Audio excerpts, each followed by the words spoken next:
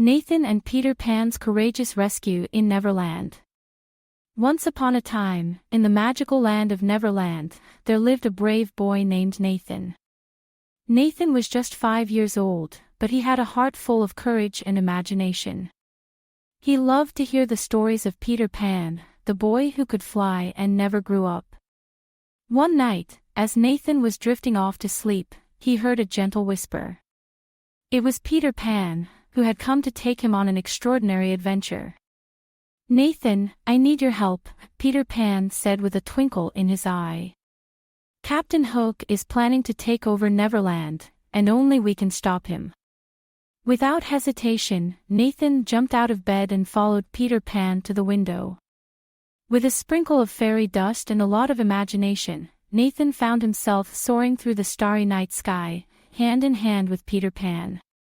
Below them lay the vibrant, enchanting world of Neverland, with its lush jungles, sparkling lagoons, and the mischievous lost boys playing under the moonlight. The two friends landed near the home of the lost boys, where Wendy Darling greeted them with her warm smile. Wendy was Peter Pan's best friend and the motherly figure for the lost boys. She offered Nathan a piece of chocolate cake, which happened to be Peter Pan's favorite dessert, to give him energy for their big mission ahead. As Nathan and Peter Pan gobbled up their cake, Wendy explained Captain Hook's evil plan. Captain Hook has stolen the Fairy Queen's magical staff. Without it, the fairies can't protect Neverland from dark magic. We have to get that staff back, Nathan exclaimed, feeling a surge of determination. Indeed, Peter Pan agreed. But remember, Nathan, bravery and believing in yourself are our greatest weapons. Let's go, Wendy. With Wendy leading the way, Nathan and Peter Pan ventured deep into the heart of Neverland. They navigated through the dense jungles, crossed glittering streams, and climbed the tallest trees. They encountered friendly creatures along the way, like the wise old turtle who gave them directions and the playful dolphins who escorted them across the lagoon. Soon, they reached Captain Hook's ship, the Jolly Roger. The ship loomed ominously in the moonlit bay, casting long, eerie shadows on the water. Nathan's heart pounded with a mix of excitement and fear, but he remembered Peter Pan's words about courage. "We need a plan," Peter Pan whispered. "Let's sneak aboard and retrieve the magical staff." With the stealth of a cat, they climbed aboard the ship and crept past the sleeping pirates. Nathan's heart raced as he tiptoed down the wooden deck, his eyes peeled for any sign of Captain Hook. Finally, they reached the captain's quarters, where the staff was kept. But just as they were about to grab it, Captain Hook jumped out from the shadows, his hook gleaming menacingly. "Ah, Peter Pan and his little friend," he sneered. "You won't get away this time." Peter Pan drew his sword, ready to duel, but Nathan knew they needed a different kind of bravery. With all the courage he could muster, he stood tall and faced Captain Hook.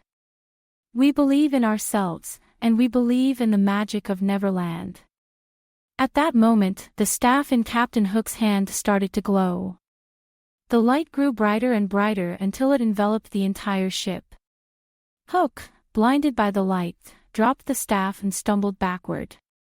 Quickly, Peter Pan grabbed the staff and handed it to Nathan. "You did it, Nathan. Now, let's get out of here." They made a dash for the deck, but Captain Hook wasn't giving up so easily. He chased after them, his hook slashing through the air. Just as it seemed like they would be caught, Wendy appeared, steering a small rowboat alongside the ship. "Jump, Nathan," she called out. Nathan and Peter Pan leaped into the boat, and Wendy rowed as fast as she could. The water splashed around them as they sped away from the Jolly Roger, leaving Captain Hook fuming in their wake. Back on the shore, the Fairy Queen appeared, her wings shimmering with gratitude. "Thank you, Nathan, Peter, and Wendy, for your bravery and faith." She waved the magical staff, restoring the protective enchantment over Neverland. "You were amazing, Nathan," Peter Pan said, clapping his friend on the back. You showed true courage and believed in yourself. Neverland is safe because of you. I couldn't have done it without you, Peter, Nathan replied with a shy smile. As the sun began to rise, it was time for Nathan to return home. Peter Pan and Wendy escorted him back to the spot where they had first met. With a heavy heart but a mind full of memories, Nathan bid farewell to his new friends. Remember, Nathan, Wendy said softly, whenever you need us, just believe, and we'll be there. With one last sprinkle of fairy dust, Nathan found himself back in his bed, the morning light filtering through his window. He smiled, knowing that he could always return to Neverland, a place where courage and believing in oneself could make anything possible. And with that comforting thought, Nathan drifted off into a peaceful sleep, dreaming of more adventures with Peter Pan and friends.